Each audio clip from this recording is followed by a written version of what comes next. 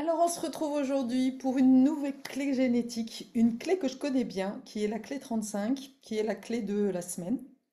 Et je la connais bien parce que elle est ma destinée, c'est la clé de ma destinée. Donc, c'est vraiment la clé de ce qui me rend épanouie, de ce qui m'épanouit dans ma vie. Les clés à la fois de la radiance et de la destinée sont les deux clés comme les inaccomplis que tu as à accomplir dans ta vie. Quelque part, c'est l'objet de toute la quête de ta vie. Et à partir du moment où tu trouves justement cette clé-là, eh bien, ça te permet vraiment de te sentir complètement toi-même, en fait, d'être vraiment dans ta vérité. C'est la clé qui te permet de sentir, ce sont les deux clés qui te permettent de vraiment de te sentir complètement complète, complètement complète, voilà. Alors, je vais me concentrer aujourd'hui sur la clé 35, mais il faut comprendre qu'elle fonctionne toujours de pair. Voilà, il y a une correspondance. Et donc, moi, la clé 35, elle est en lien avec la clé partenaire de la clé 5, qui est aussi la clé de ma radiance. La clé 5 étant la clé de l'impatience pour aller vers la patience. Donc aujourd'hui, on va voir un petit peu comment justement ces deux clés correspondent et à quel point elles sont reliées à la notion de timing, de accepter et de trouver ce rythme, de trouver cet équilibre entre l'action et la non-action. Et c'est de ça dont il s'agit. Et pour ce faire, pour mieux comprendre cette clé-là, cette clé donc 35, je vais parler aussi de l'animal totem, un des animaux totems, sachant que chaque clé a trois animaux totems. L'animal de l'élément du monde du bas, qui est le monde des insectes, le monde du haut, qui est les oiseaux, et le monde du milieu, qui est le monde des mammifères. Alors à la clé 35, les animaux totems, le monde du bas, c'est l'insecte, c'est la sauterelle. Le monde du haut, c'est le quetzal, c'est un animal magnifique, un oiseau magnifique qui est aussi très en lien avec le temps puisqu'on le voit jamais. En fait, c'est quelque chose, c'est un animal, un des animaux les plus rares. Et donc, ça parle justement de la rareté de ce don-là. Et le troisième, c'est le yak, qui parle justement de cette notion de patience, voilà, de chemin, de, d'endurance. Voilà.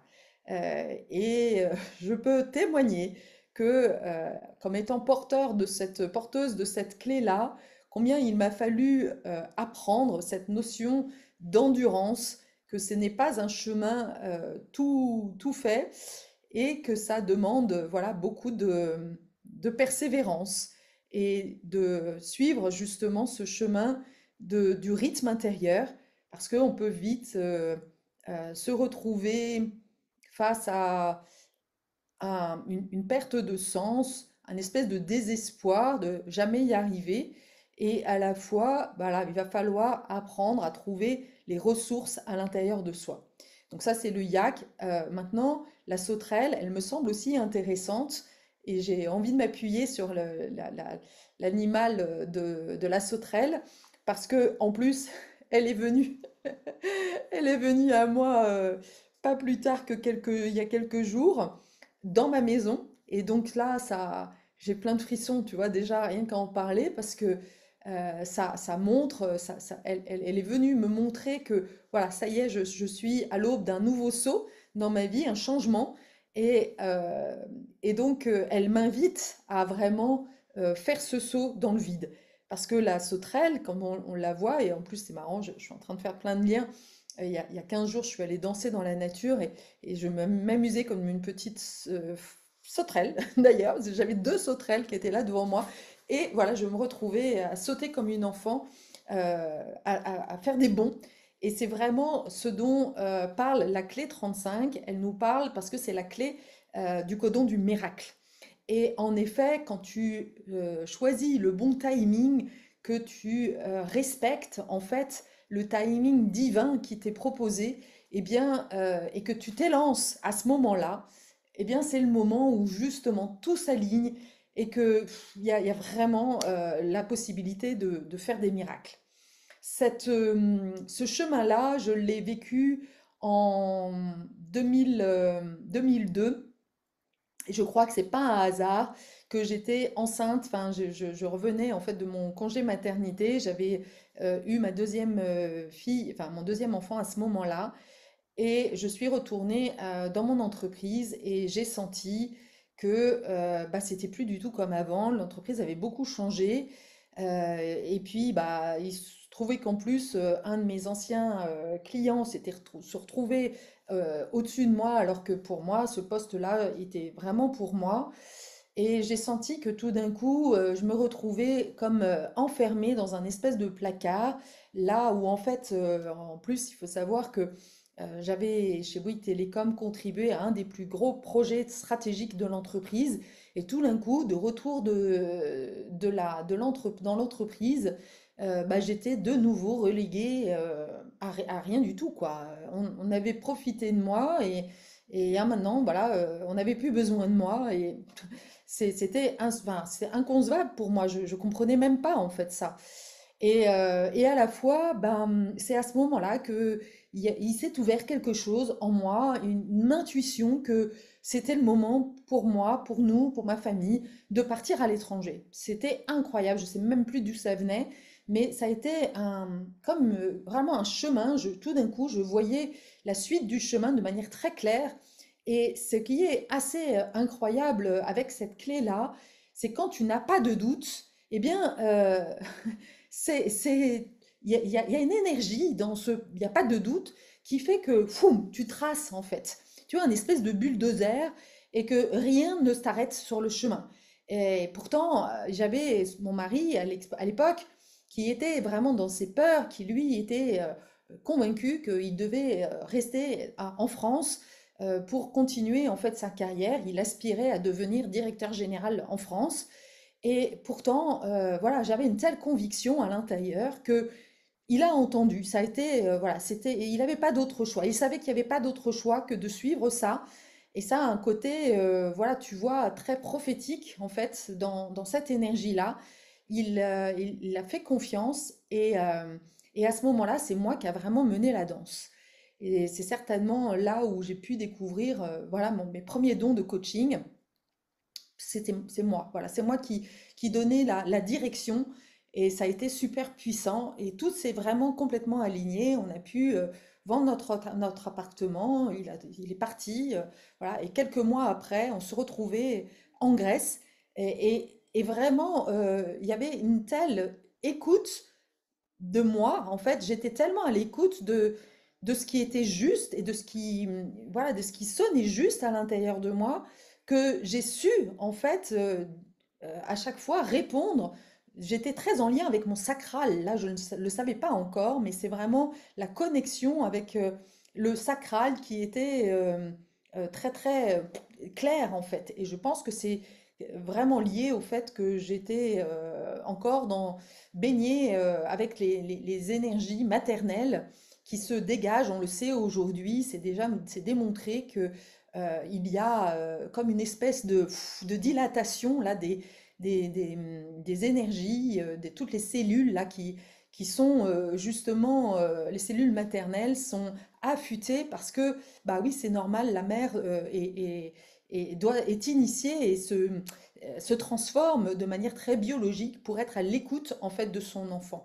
Mais en réalité, on n'est pas simplement à l'écoute de notre enfant, on est à l'écoute du vivant en fait. Et c'est vraiment un sentiment super puissant. En tous les cas, c'est ça qui m'a donné vraiment cette foi. Et je me souviens au départ, donc son entreprise, on est parti grâce à lui, mais grâce à mon ex-mari qui avait, lui, cette opportunité de partir à l'étranger. Et au départ, ils nous ont proposé Séoul. Et là, ça disait non. J'ai dit non. Et après, on nous a proposé Dubaï. Ça disait non. Et après, on nous a proposé la Grèce. Et là, j'ai dit oui. Donc, tu vois, c'est vraiment incroyable comment, quand tu es connecté, aligné, eh bien, tu sais répondre par le oui, par le non. Les décisions, elles se font facilement. Et c'est ça qui va ouvrir ton chemin. Et c'est ça qui fait que tu peux naviguer, en fait, même si tu ne vois pas, en fait. Parce que je ne savais pas en fait. J'ai juste eu comme une espèce d'intuition que, ok, il fallait partir à l'étranger, que je sentais, et il n'y avait pas trop d'autres possibilités que ce soit via mon ex-mari. Mais à l'époque, je ne savais pas où en fait. Et les choses se sont présentées, c'est pas à pas. Vraiment, là, c'est l'énergie du yak hein, qui, une fois qu'elle a fait le saut, j'ai fait le saut justement vers, ok, ça, je plonge en fait dans ce nouveau projet, dans ce qui se manifeste, de ce qui se vit en fait, de ce qui demande à se vivre en moi. Je suis ça, cette énergie-là. Et après, voilà, je fais confiance que les choses vont se présenter pas à pas. Donc là, on est complètement dans l'énergie de la clé 35, donc qui est la clé du trou de verre et des miracles. On est dans l'ombre de la fin, le don de l'aventure et le sidi de l'infinitude. Alors, elle est en lien avec la notion d'addiction. Et évidemment, c'est super important de prendre conscience que nous sommes tous des affamés, que ça fait partie, parce que comme toujours, toutes les clés génétiques nous parlent en fait de schémas inconscients dans l'humanité, enfin dans notre humanité, pour justement aller réveiller la nouvelle version, une version, on va dire, plus élaborée de notre fonctionnement humain, en fait, hein. Ça nous amène à ce que l'on appelle l'éveil, mais l'éveil, il peut être très large. Moi, j'aime à dire que tout l'outil du Jenkins nous permet vraiment de passer du modèle, on va dire, orange, si on reprend le modèle des spirales dynamiques, du modèle orange qui est basé sur la conception que la vie, que l'entreprise, que l'humain est une machine et que voilà, chacun que tout doit être bien huilé et que chacun a juste une place et qu'il n'y a rien d'évolutif en fait, hein. On te met dans des boîtes et puis tu restes dans ta boîte. Eh bien, pour aller vers un modèle beaucoup plus jaune, où là, eh bien, c'est un modèle beaucoup plus dans organique, vivant, qui est basé justement sur le progrès. Et cette clé 35, elle parle aussi de notion de progrès. En fait, elle est complètement une clé moteur pour aller vers la nouvelle version de toi-même. Alors déjà, j'aimerais apporter une vision peut-être nouvelle par rapport à la notion d'addiction, l'élargir au plus grand, parce que souvent quand on parle d'addiction, déjà je t'invite à te poser la question, qu'est-ce que pour toi une addiction? Et souvent, voilà, on croit, on pense à, à la drogue, on pense à l'alcool, on pense au tabac, on pense voilà, des choses comme ça. Mais est-ce que tu as conscience que, par exemple, il y a l'addiction à des relations toxiques, la dépendance affective est une addiction. Le travail est une addiction. Tout ça, en fait, c'est déjà prendre conscience que quelque part, l'addiction, elle est partout. Et d'avoir conscience qu'elle n'est pas mal dans l'absolu. Un peu d'ombre, un peu d'addiction est supportable. L'alcool en soi n'est pas mal à partir du moment où tu le dégustes. Un bon vin, moi je suis vraiment quelqu'un de très sensoriel, de très sensuel, et j'adore en fait déguster un bon vin. Ça fait partie pour moi des plaisirs de la vie. Et contrairement à des modèles d'ailleurs peut-être plus spirituels qui nous inviteraient à complètement arrêter tout et nous prétendre voilà, des êtres parfaits, je ne suis absolument pas là-dedans. Pour moi, je crois que c'est vraiment important d'être, en tous les cas, de répondre aux plaisirs de la vie qui sont les tiens. Mais l'enjeu est justement de ne pas se laisser embarquer, en fait, de ne pas se faire posséder, en fait, par le trop, en fait, l'excès. C'est l'excès qui est mauvais. Et surtout, encore une fois, le fait de ne pas pouvoir s'arrêter.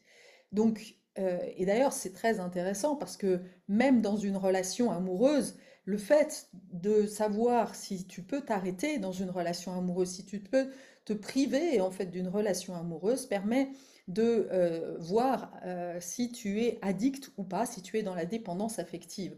Si voilà, tu ne te sens pas attaché à la personne, alors tu es dans une relation saine. Si tu es au contraire, tu ne peux pas te priver de l'autre, là il y a vraiment cette notion d'addiction, il y a quelque chose, tu utilises la relation pour combler justement un vide. Et c'est de ça dont on va parler. Alors, il y a deux façons finalement de pouvoir sentir en fait l'énergie. Elle se manifeste de deux façons, hein, comme toujours, la nature refoulée et la nature réactive. La nature refoulée de l'addiction, eh bien, c'est l'ennui. C'est vraiment, c'est quand la personne a enterré finalement son appétit pour la vie au tréfonds de son inconscient. Les gens ont peur de ce que pourrait devenir leur vie s'ils se laissaient conduire par leur faim. Ils trouvent donc des moyens pour la réprimer. Il en résulte un sentiment de lassitude écrasante, car leur envie remonte sans cesse à la surface pour les semer dans une autre direction.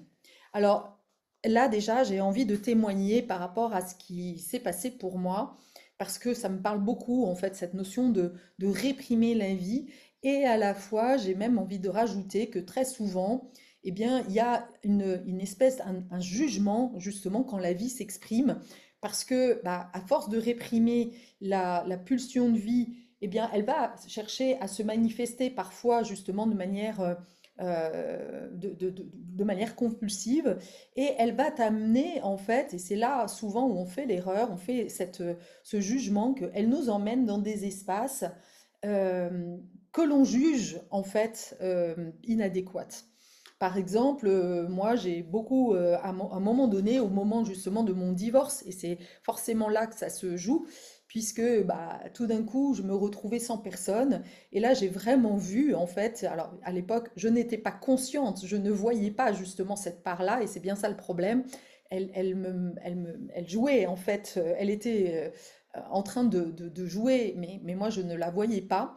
Elle était encore dans l'ombre. Et donc, cette part complètement assoiffée, alors que ça faisait des années que, quelque part, je rêvais de partir, je rêvais d'une autre relation, mais j'ai toujours d'ailleurs imaginé un cheval blanc, voilà, un autre prince qui venait m'embarquer, mais partir toute seule, ça me paraissait vraiment insupportable. Je ne me sentais pas capable, en fait, de pouvoir me retrouver sans personne.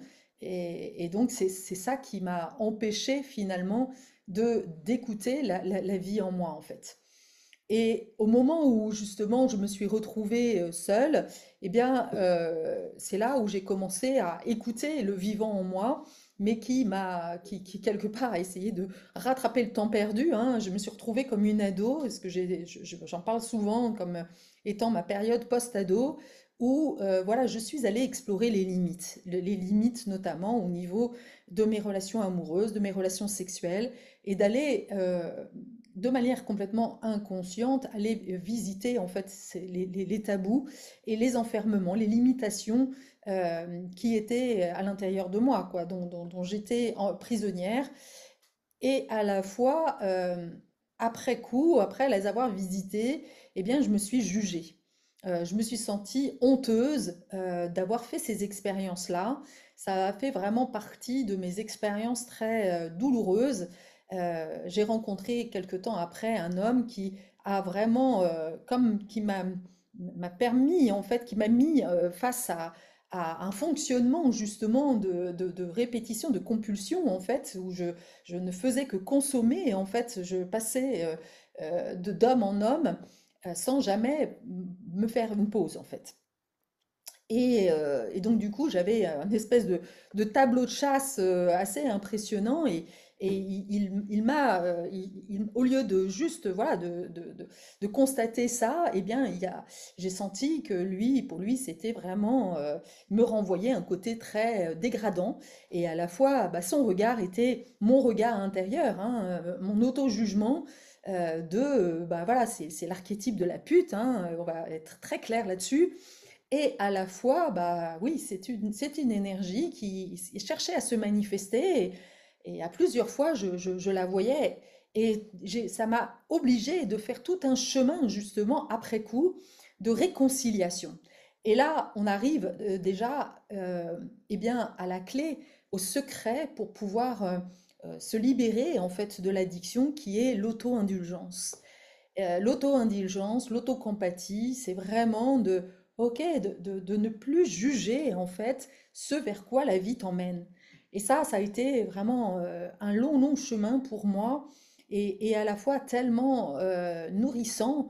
Et c'est ça qui va ressentir, qui va te permettre de te sentir tellement complète parce que tu n'as plus à rejeter en fait des parts de ton histoire, tu les intègres et tu vois à quel point eh bien, elles font partie de ton histoire, elles font partie de ton enseignement, et du coup, tu peux retrouver une fierté, justement. Aujourd'hui, je suis fière, et d'ailleurs, j'ai été interrogée sur un podcast par rapport à ce sujet-là, et je suis fière, justement, de pouvoir témoigner de tout ça, et de sortir, de permettre aux jeunes, de permettre aux nouvelles générations de faire leur expérience sans avoir ce sentiment de ce bien ou de ce mal. Le bien ou mal représente un modèle de société qui n'est pas le mien. Moi, je suis justement, j'incarne un autre modèle où finalement, bah, nous avons tous à faire un chemin. Il n'y a pas de bien, il n'y a pas de mal, et que plus justement nous allons être développer notre tolérance envers notre propre histoire, alors nous allons pouvoir constater que chacun, tout à chacun en fait, on fait l'expérience, on fait une expérience individuelle et que voilà, de sortir du jugement, c'est vraiment, ça fait partie pour moi de ce que j'ai envie en tous les cas de diffuser dans cette vie-là. Faire confiance au vivant et prendre conscience que, bah oui, le vivant, la vie, hein, elle prend plein de formes. Elle prend la forme aussi bien de la chenille que du papillon. Et il n'y a pas de papillon sans chenille. Donc, voilà, il y a pas à tortiller et que je vois bien à quel point ces expériences-là ont été motrices, en fait, il fallait bien que je refasse l'expérience de la honte pour justement développer ce don de l'auto-compassion, de l'auto-indulgence et que je transmets aujourd'hui. Tu vois, c'est d'une logique implacable. L'autre nature réactive, eh ben, c'est le côté insatiable. Et donc, bah, voilà, mon côté, justement, cette part, on va dire, qui n'avait de cesse, en fait, que d'aller chercher, en fait, des hommes, c'était la part insatiable.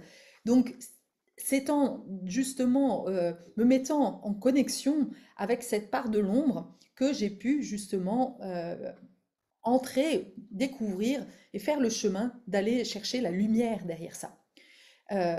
Donc l'ombre réactive est trop occupée pour s'ennuyer. Il s'agit de personnes qui ont tellement peur que leur vie ne soit insipide qu'elles la remplissent d'activités. Elles sont constamment à l'affût des stimuli extérieurs pour combler leur faim. Elles sont donc d'une fleur à l'autre, tu vois, voilà, c'est exactement ça, hein, dans une sorte d'intempérance effrénée. Il s'agit de personnes qui blâment les autres pour leurs propres circonstances et qui ne facilitent pas les engagements à long terme. Ça, l'engagement a toujours été pour moi un énorme problème. Elles essaieront beaucoup de choses différentes, mais ne parviendront pas à les relier dans la continuité ou en extraire une véritable sagesse, car elles sont toujours déçues dans leurs attentes. Et donc, en effet, c'est ça que me montrait cette personne-là, ce compagnon à ce moment-là, c'est que quelque part, voilà, je faisais le constat de quelque chose, de cette compulsion, mais je ne voyais pas le sens de ça.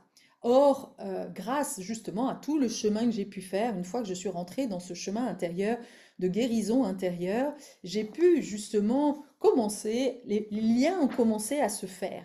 Et c'est ça qui est assez génial, c'est que ça se fait tout seul en fait. C'est tout d'un coup, bah voilà, j'ai pu me rendre compte que, bah oui, si j'avais pas fait ça, eh bien, je serais restée dans les modèles bien judéo-chrétiens de la sexualité et voilà, je resterais dans un féminin sacré, mais je m'empêcherais en fait une sexualité plus sauvage. Et c'est dommage parce que nous sommes aussi des animaux, nous avons aussi des compulsions. Maintenant, l'idée, tout le chemin a été de maîtriser en fait cet animal en moi et donc et d'être consciente en fait de ce qui se joue, de comment ça se joue, pour pouvoir, voilà, pouvoir danser avec chacun des personnages à l'intérieur de moi et ne pas laisser les personnages, ne pas laisser mes animaux en fait m'embarquer vers quelque chose qui n'était pas, où en fait j'en retirais avec une vision de moi-même, une image de moi-même qui finalement était complètement dégradante en fait. Et c'est exactement ce que j'ai vécu. Alors le don de l'aventure, maintenant on va aller à la découverte de, ok, cette addiction, elle nous invite à quoi? Eh bien, c'est justement le seul progrès est celui de l'amour, dit Richard Rudd. Et en effet, c'est vraiment avec l'amour, l'énergie détendue dans la 35e ombre est libérée à travers l'être humain au lieu d'être gaspillée dans le monde. Une telle implosion d'énergie permet enfin à l'être intérieur d'évoluer au lieu que seul le monde extérieur puisse le faire. Donc là, tu vois, tu comprends que finalement, cette clé-là, elle nous invite de passer de la croyance que c'est l'extérieur qui va nous guérir, qui va nous apporter quelque chose, à un chemin beaucoup plus intérieur, d'aller à la découverte de ces vides intérieurs, de ce côté, voilà, et de ne plus répondre en fait de manière réactive, de manière compulsionnelle, voilà, à ces énergies instinctives en fait. Qu'est-ce que je pourrais dire d'autre? Voilà, c'est notre d'aller à la découverte de notre univers intérieur. Selon le 35e don, les êtres humains sont effectivement capables d'influencer leur destinée en influençant leur ADN. Et on est évidemment capable d'influencer notre destinée à partir du moment où justement on prend conscience de que on est dans une destinée où on va droit dans le mur, en fait, de répétition de schémas qui ne sont pas bons pour nous et la façon dont on va pouvoir influencer notre ADN. Et là, je fais une petite parenthèse parce que pour moi, il n'est pas question de dire que j'entends beaucoup de coachs qui disent voilà, tu peux obtenir tout ce que tu veux. Non, en tous les cas, ce n'est pas ma vision. Moi, je crois vraiment, je suis intimement convaincue que, et le Jenkins est un outil qui me permet de m'appuyer sur un outil bien concret et sur des sciences voilà, qui date de plusieurs millénaires.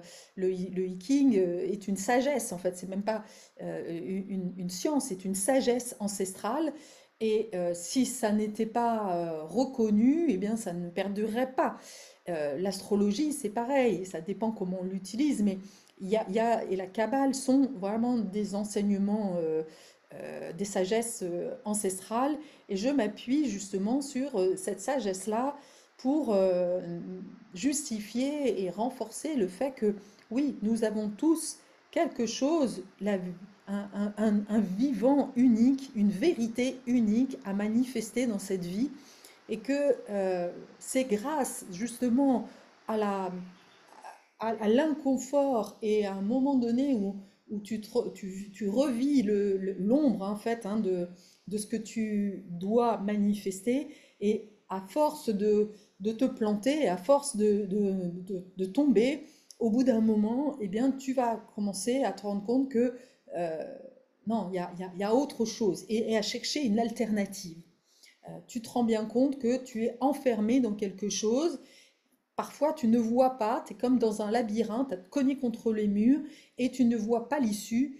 Et c'est justement grâce à ça que tu te mets en chemin pour aller chercher autre chose. Et l'aventure, justement, cette énergie de l'aventure, la clé 35, qui est la clé qui va se manifester en ce moment, va justement être une invitation à clore. Et alors c'est très drôle parce que je vois beaucoup de personnes autour de moi qui finissent euh, des relations qui étaient toxiques pour elles. Et à la fois, rien n'est toxique puisque tout est expérience. Il leur fallait vivre ça pour justement manifester une dimension de pouvoir dire stop, justement. Hein, les relations, elles sont là justement pour nous permettre de réveiller ce côté instinctif et de dire non, en fait, à un modèle qui ne nous convient plus. Et là, j'ai plusieurs personnes autour de moi qui ont justement dit non à une relation, que ce soit avec leur mari, que ce soit une relation autre, mais à s'écouter, ces personnes ont vraiment ne seront plus, ne se sont plus fait avoir, j'ai envie de dire, par le mécanisme de je quitte, mais je reviens, je quitte, mais je reviens, parce que à chaque fois, il y a cette espèce de culpabilité de ah, mais peut-être que l'autre va changer, ou de cette croyance que, en fait, ouais, les choses vont changer. Et souvent aussi, c'est comme une impossibilité de vivre, de se croire capable de vivre toute seule. Donc, c'est vraiment un passage très très important et ça montre bien la fin d'un cycle. Là, pour moi, on est clairement dans la fin d'un cycle, le moment où on dit non à des schémas qui ne nous conviennent plus et il y a voilà, ce féminin qui se réveille et qui va écouter justement l'amour de soi plutôt que l'amour de l'autre et qui a confiance qu'elle va trouver les moyens pour pouvoir se nourrir pleinement elle-même. Donc là, on est complètement dans le don de l'aventure et je suis toute excitée parce que j'adore, voilà, c'est vraiment un partage de de toutes mes conceptions et de toute mon expérience de vie que de suivre voilà, ce qui vibre à l'intérieur de toi. D'écouter ta vérité intérieure et de ne plus te laisser happer, emprisonner, sous emprise en fait de voilà finalement d'une violence extérieure. Et ça c'est vraiment un schéma très très féminin. Il faut quand même qu'on en ait conscience.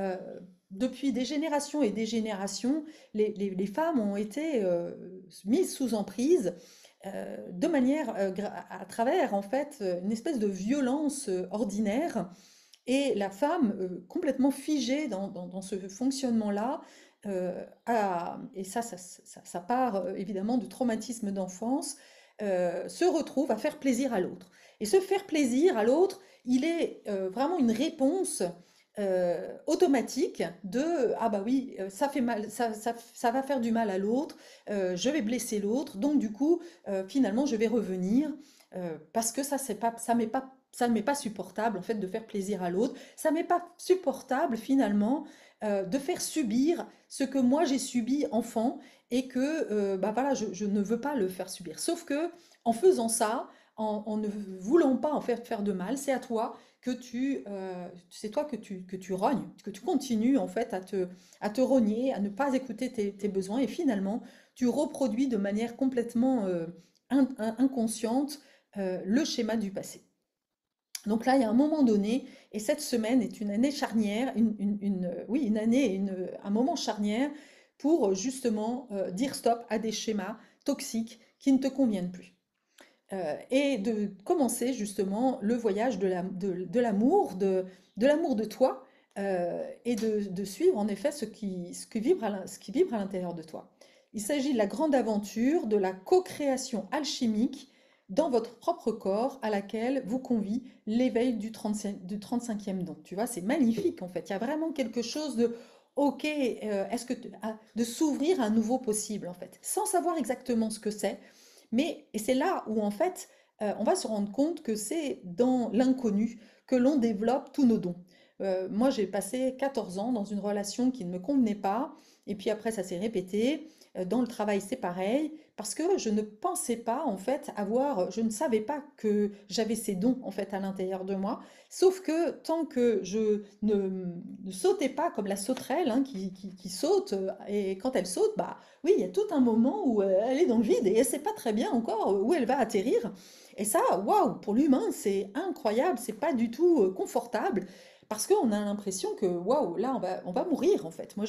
Je me souviens, je faisais des rêves il y a un moment donné, ça me revient tout d'un coup, où vraiment je me voyais faire des sauts comme ça et waouh, tout d'un coup, être perdu là et ce vide, et il est incroyable parce que vraiment, on croit que l'on va mourir alors qu'en réalité, eh bien, on est porté par la vie.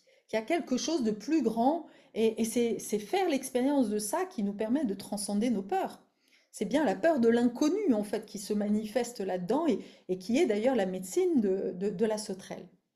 Donc, quand vous donnez à autrui sans... Oui, non, ça c'est encore autre chose. Euh, voilà, et donc évidemment, tant qu'on ne fait pas confiance à la vie et à ce quelque chose qui nous appelle, hein, cet inconnu-là, voilà, on sent que c'est la fin de quelque chose, mais on ne sait pas ce qu'il y a derrière, eh bien, on va rester prisonnier du cycle sans fin de l'assouvissement de nos désirs par l'extérieur. Et on ne va pas se rendre compte que finalement, on ne va pas faire l'expérience que nous pouvons en fait nous auto-assouvir. Et je pense que en ce moment, c'est vraiment un moment où le féminin doit faire l'expérience.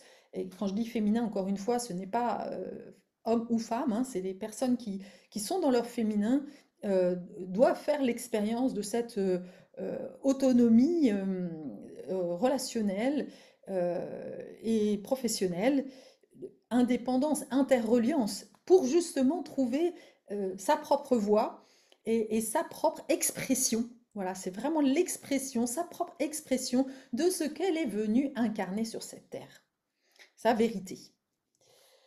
Le 35e Sidi, c'est l'infinitude, la petite porte de la béatitude. Elle est intéressante. Alors, la 35e génétique ressort comme une anomalie dans ce projet génétique majestueux. C'est comme si les dieux ont conçu la machine, y ont intégré un raccourci secret permettant à n'importe quelle personne de contourner les lois du timing de la machine elle-même. C'est précisément ce qu'est la 35e clé génétique, un trou de verre caché qui mène à un domaine si vaste qu'il dépasse notre compréhension. Il va au cœur du 35e Sidi, celui de l'infinitude. La 35e clé génétique est intéressante en ce qu'elle transgresse tous les principes du génome. Elle permet aux êtres humains de prendre en charge leur propre évolution et de déjouer le programme génétique global. Tout comme le 35e don qui enfreint les lois, le 35e Sidi le fait aussi. Il invite les humains à déployer leur conscience jusqu'à ce qu'ils aient entièrement quitté la sphère de l'évolution. Comme nous le savons, le 35e don conserve des traces de peur, car c'est elle qui nous donne son piquant à l'aventure de la vie. Au niveau du Sidi, la peur n'existe plus parce que vous n'existez plus. L'aventure est terminée. La conscience est infinitude. On ne peut plus rien dire au sujet de ce Sidi. Cependant, à partir du point de vue de la Maya ou de l'esprit, on ne peut encore en parler. Le 35e Sidi de l'infinitude possède un magnétisme puissant, même en tant que concept. Si vous êtes capable d'envisager l'infinitude au quotidien, alors vous vous éloignez automatiquement des fréquences inférieures. Très peu d'humains peuvent entretenir ce concept parce qu'il dissipe le mental. Il vous invite à en sortir et à aller dans votre cœur. En vérité, la raison pour laquelle la conscience et l'amour ont le même sens est que le cœur n'a pas de limites. Le 35e Sidi et sa polarité du 5e Sidi, de l'intemporalité, tracent ensemble l'arc de l'infini. Et donc là, on est justement, et c'est marrant parce que j'en fais vraiment l'expérience de plus en plus en ce moment, de me rappeler de ma nature d'immortel. Mon âme, nous sommes d'abord une âme venue s'incarner sur Terre, donc je n'ai pas à avoir peur de la mort et je n'ai pas à me presser en fait de vivre, même si, voilà, encore une fois, il y a un rythme à suivre, mais puisque je suis immortelle, je suis là et j'ai eu vraiment à un moment donné une forte intuition, une forte sensation que mon but était de faire en sorte que la Terre, telle que, ou en tous les cas que ma vie déjà, parce que ma vie est euh, comme un échantillon de ce que de ma vision du monde en fait que je suis en train de construire, puisque je suis le monde en fait dans ma représentation, hein, je suis une représentation du monde, et donc le but de ma vie est déjà de faire en sorte que ma vie au départ et ma vie quand je vais partir soit qu'il y ait déjà une évolution. Donc j'ai presque envie de dire, j'ai déjà réussi ma vie. Parce que dans ce sens, quand je regarde en fait un peu en arrière, la façon dont j'étais tellement insécure, la façon dont j'étais terrorisée à l'idée de partir à l'aventure et la façon dont ces dernières années j'ai accepté vraiment tout ce qui m'était proposé, bah voilà, et de voir aussi l'impact que ça peut donner à mes enfants, notamment mes grands, mais aussi par rapport à ma plus jeune, de voir que j'accepte qu'ils aient un autre timing et ça me fait plaisir de voir qu'ils écoutent leur cœur, ils écoutent ce qui est bon pour eux et qu'ils ne s'attachent pas en fait, ils ont conscience que leur entreprise, ok, c'est leur entreprise mais ils ne sont pas mariés avec et ils ont conscience qu'il y a quelque chose d'autre qui les attend, qu'ils sont déjà dans quelque chose de très vivant. Et là, voilà, moi déjà, si c'est déjà ce que j'ai pu accomplir grâce à mes enfants, ça me convient tout à fait. Voilà, donc c'est vraiment cette sensation que voilà, il y a cette immortalité et que de me rappeler de ça en fait, de me rappeler que voilà, je vis cette vie-là et que je dois en profiter au maximum, de ne pas oublier le plaisir de vivre parce que la clé la clé 35, tu l'as vu, c'est aussi, elle peut être vite, et ça je le vois régulièrement, hein, une espèce d'impatience, une volonté voilà, de faire des expériences. Ça a été ça pendant très longtemps. Et aujourd'hui, voilà, je suis beaucoup plus dans le respect de mes propres rythmes. J'écoute, voilà, j'écoute. Et la sauterelle nous l'enseigne, j'accepte à un moment donné d'être en mode pause. Parce qu'il faut être sur ses appuis. On ne peut pas sauter si on n'a pas des fondations solides. On ne peut pas sauter, voilà, si tu es dans les marécages. Marécages, c'est-à-dire l'eau, les émotions, tu ne peux pas sauter. Donc il y a vraiment besoin d'avoir une terre fertile, quelque chose de solide, et de te sentir bien solide dans tes jambes pour pouvoir sauter et aller voilà, voir ce qui se passe ailleurs.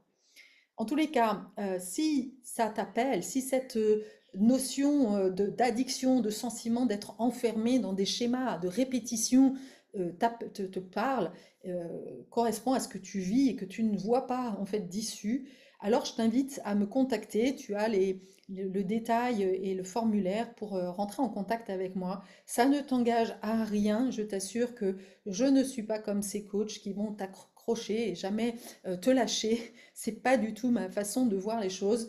Moi, ce que je souhaite, c'est vraiment te permettre d'être le plus libre et la plus autonome possible. Et donc, voilà, c'est important pour moi de faire en sorte que tu respectes ton rythme. Tu as ton libre choix, ton libre arbitre. C'est pas à moi de dire ce que tu as à faire. Voilà. Donc, en tous les cas, voilà, si ça t'appelle, n'hésite pas à me contacter pour que l'on puisse voir. Et là aussi, j'ai ouvert de plus en plus, j'ouvre de plus en plus et je ressens de plus en plus voilà, le voyage euh, qui est bon pour toi. Il y a des voyages à la carte, hein, voilà, tu peux prendre une séance de temps en temps à ton rythme, comme tu le veux, ou tu peux partir dans un espèce de package où là, voilà, c'est comme c'est un programme de transformation où là, il y a vraiment une intention particulière d'accouchement de soi. C'est plus puissant, mais ça va plus dans les profondeurs, voilà, et parfois on n'est pas prêt. Donc c'est OK pour moi aussi voilà, de faire en sorte de répondre à là où tu en es actuellement. Voilà, je te souhaite, j'espère que cette vidéo t'aura éclairé sur cet mécanisme en fait de l'addiction. Ah oui, j'avais deux questions pour toi, parce que je trouve que c'est intéressant de jouer le jeu en fait avec les Gen Keys. Les Gen Keys sont une opportunité de se poser des bonnes questions. Donc la première question que j'ai envie de te poser, si tu veux jouer le jeu de ce Gen Keys, c'est de te demander d'aller regarder avec curiosité et encore une fois sans jugement à quoi tu es addict. C'est quoi ta compulsion à toi? Est-ce que c'est la nourriture? Est-ce qu'elle se passe dans la santé? Est-ce que tu es dans cette compulsion de tout le temps malade? Est-ce que tu es dans la compulsion de relations toxiques? Est-ce que tu es dans la compulsion de travailler comme une malade? Etc., etc. Voilà, est-ce que tu vois comment se manifeste ta réponse en fait pour ne pas aller dans les profondeurs de ton être? comment tu évites ça en fait. Et puis la deuxième voie que je t'invite, à laquelle je t'invite, c'est voilà, de vraiment revenir à l'intérieur de toi et d'aller écouter justement cette part une fois que tu l'as. Enfin, moi, c'est ma Jen, je l'ai appelée Jen, cette part qui, voilà, qui va sans arrêt être soit dans la recherche de quelque chose d'autre. Donc, par exemple, si je prends une relation amoureuse, eh bien, je vais soit chercher plusieurs relations, je vais me mettre sur des sites de rencontres et voilà, on sait bien, hein, voilà, on va consommer, on va chercher et puis voilà. Et puis il y a aussi l'autre facette qui est de blâmer l'autre, de dire bah oui, non, de ne pas supporter que l'autre ne réponde pas exactement à ce qu'on voudrait parce que finalement on ne veut pas se confronter à ce manque, à ce vide. Et donc, voilà, de rester avec ça, hein, ce vide à l'intérieur de toi, cette compulsion, cette part-là qui fonctionne comme ça, de pouvoir vraiment déjà l'inviter, hein, mais de manière curieuse, encore une fois, c'est, ah tiens, là, il y a une petite part là qui, ah, ok, je vais la voir avec curiosité et de lui dire que, c'est ok qu'elle soit là. Et que, voilà, tu la comprends, déjà de lui parler, d'aller voir, c'est quoi son besoin, de quoi elle a besoin. Et déjà, en étant vue, en étant reconnue, tu vas voir que, à quel point ça fait du bien. Parce que toutes nos parts, surtout les pardons, elles ont besoin en fait d'amour. Elles ont besoin voilà, d'auto-indulgence, encore une fois, de ne pas être jugées. Voilà, il n'y a rien de bien, il n'y a rien de mal. Et ça déjà, c'est un premier chemin. Ça, c'est vraiment le chemin de l'amour de soi et de la renaissance, en fait, d'une nouvelle version de toi-même. Ça va se faire tout seul. Voilà. Avec quoi je te laisse. À très bientôt.